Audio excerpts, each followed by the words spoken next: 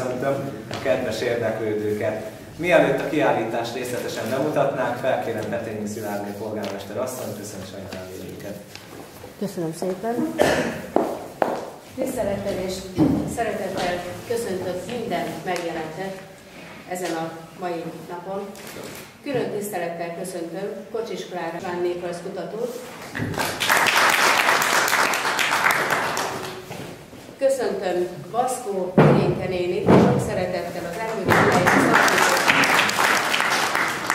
Köszöntöm Iványi László plébánosokat. És nem utolsó sorban nagyobb tisztelettel köszöntöm a leleményes hősök példaképét, akit ők választottak, Idős Szabó Béla bácsi és feleséget.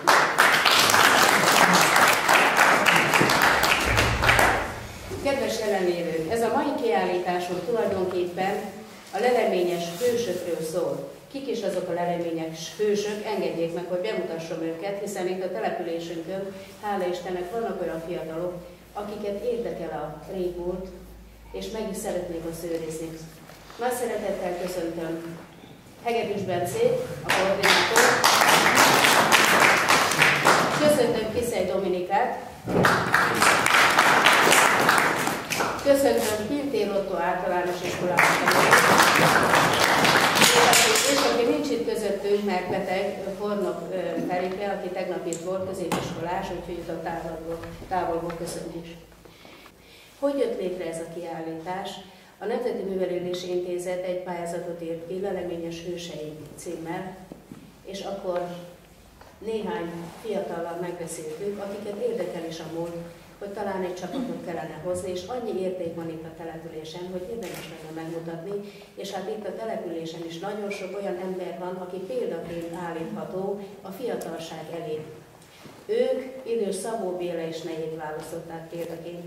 Mindenki tudja, a hunyaiak, meg szerintem a nem hunyaiak is, hogy nekik van egy magántulajdonban lévő falumúzeumuk, amit nem csak az adományokból, amit a lakosság a megszűnő tanyákból szedték össze a tárgyakat, hanem ők maguk is nagyon sokat anyagi áldozatot hoztak arra, hogy a múzeum létrejöjjön, és mi ennek nagyon örülünk, és amit nem tudjuk, támogatjuk őket.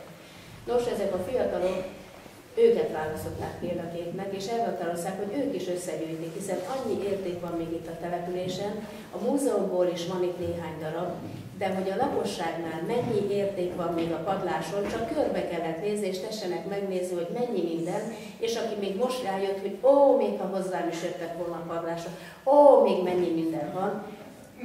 Nagyon ügyesek voltak, hogy létrehozták ezt a kiállítást. Én szeretném megköszönni nekik a munkájukat.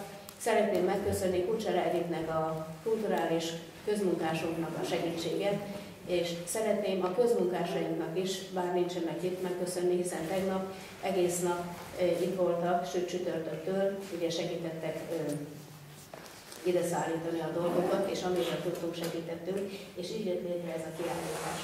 Én kívánom, hogy nyugodt szívvel lassan nézegessék végig, és akik itt vannak többségük, a saját életükből, ugye tudják, hogy mi micsoda, a fiataloknak pedig oda van írva, hogy mi micsoda, mert ők vagy találkoztak vele, vagy nem, vagy tudják, hogy mire való az a használati tárgy, vagy nem. Én kívánom, hogy érezzék magukat jól ezen a mai napon, és ezáltal a kiállítás megvan. Köszönöm szépen! Tárlat két forrásból táplálkozik. Az egyik a Leleményes hőseink című országos ifjúsági kezdeményezés, amelynek célja az, hogy ugye a egyes megyékben élő fiatalok értékteremtő munkát hozzanak létre, és kellett maguknak választani példaképeket, akik sokat tettek a falu életében, és akiknek mintájára mi is tudunk értékteremtő munkát végezni. A mi hőseink Szabó Béla bácsi és Nagy Iván Margit néni lettek, ugye a Hunyai Falu Múzeumnak az alapítói, és hát itt már nem volt kérdés, hogy az ő példájuk nyomán nekünk is egy kiállítást létre kell hoznunk, amit a régi értékeket bemutatjuk. A másik forrás pedig a Hunyai Értékek című kiállítás sorozat, amit ugye Kucsera Edit koordinál. Itt 2014. november óta hétről hétre a hunyai nevezetességeket, az itt élő embereknek az alkotásait láthattuk, és eléggé nagy kulturális potenciál van a faluban, mint kiderült, sokan ugye nem is gondoltuk volna, hogy ennyi sok érdekesség van. Tehát ez a két forrás van, tehát ugye a leleményes őseink és a Hunyai Értékek című kiállítássorozat. Rendben van, és akkor most még pár szóval bemutatnám magát a kiállítást, ezt is megtették, de azért még egy-két dolgot elmondok. Tehát itt tulajdonképpen egy történelmi tárlat és egy néprajzi anyaggyűjtés található. A történelmi tárlat ott a teremnek a délkeleti sarkában látható. Egyrészt ott vannak a történelem előtti idők folyamán a földbe került, majd a 70-es években a szántás során előkerült cserépdarabok és egyéb ilyen pipadarabok, régi értékek, valamint a Hunya község kialakulásával kapcsolatos dokumentumok, amit ugye a polgármester asszony ismertetett, azoknak az eseményeknek az írásbeli nyomai találhatóak ott az asztalon. Tehát akkor az volt a történelmi részleg, itt található a néprajzi anyaggyűjtés.